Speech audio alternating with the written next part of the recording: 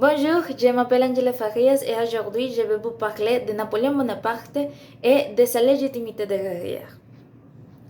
Entre 1800 et 1814, la France a connu une série de changements importants en raison de la dissolution de la Première République française et de la constitution de l'Empire français. Cependant, pour parler de ce premier empire et de son importance dans l'histoire, on doit parler de Napoléon Bonaparte, l'empereur. Napoléon Bonaparte, né le 15 août 1769, était un chef politique et militaire français qui a couronné l'empereur de la première empire française le 2 décembre 1804.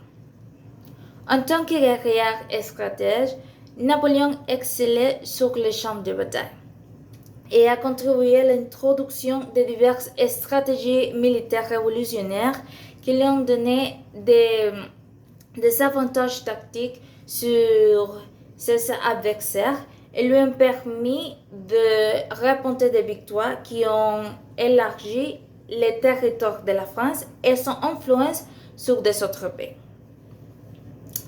Parmi ces victoires, les plus notables, on peut citer la bataille d'Australie en 1805 contre la force autrichienne et russe, et la bataille de l'Énostré en 1806 pour le contrôle de l'Allemagne, et la bataille de Bagram en 1809 pour le contrôle du territoire autrichien.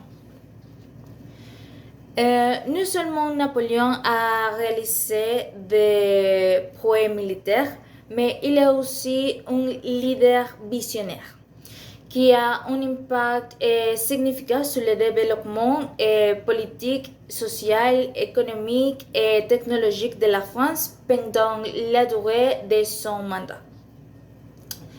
Sur le plan politique, il a réussi à centraliser les pouvoirs politiques et administratifs en France et aussi mis en place un gouvernement fort et efficace, capable de prendre des décisions et de mettre en place des politiques avec plus d'efficacité.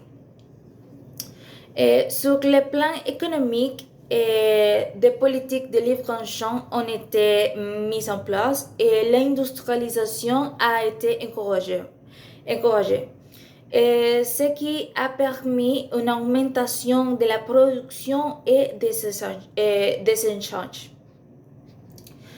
Et aussi, dans le domaine social, d'importantes réformes sociales ont été réalisées et il approuve le système juridique Code Napoléon qui a établi l'égalité pour tous les citoyens et aussi les droits individuels. Il a également approuvé l'éducation publique et la création de nouveaux instituts.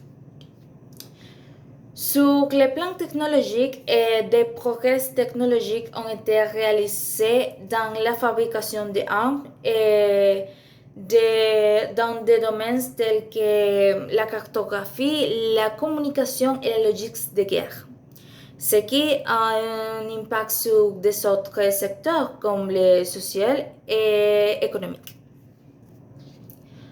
Ces aspects et des autres aspects importants s'ajoutaient aux grandes contributions des guerriers et leaders Napoléon Bonaparte.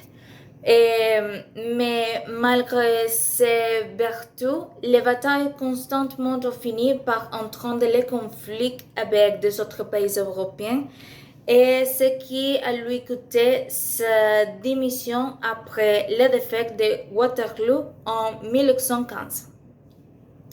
Finalement, Napoléon est mort le 5 mai 1821, mais son impact sur l'histoire militaire et politique est indéniable et revêt une grande importance aujourd'hui.